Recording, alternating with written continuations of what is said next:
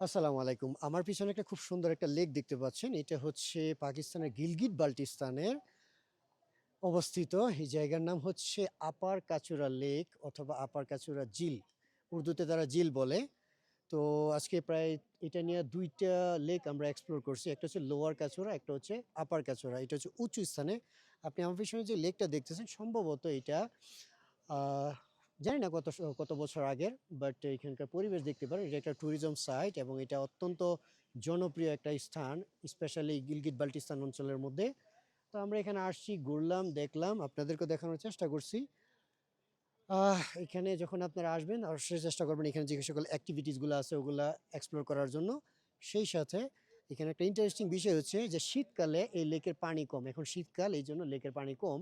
যখন গরম আসবে তখন এই লেকের পানি এত পরিমাণ হবে যে আমি যেখানে দাঁড়ায় আছি এটাও পর্যন্ত পানিতে ভরে যাবে। যাই হোক এই বিষয়ে সম্পূর্ণ ব্লগ আসবে তখন দেখেন। ওই বিষয়ে আমি আরো বিস্তারিত কিছু বলার চেষ্টা করছি। আল্লাহ হাফেজ।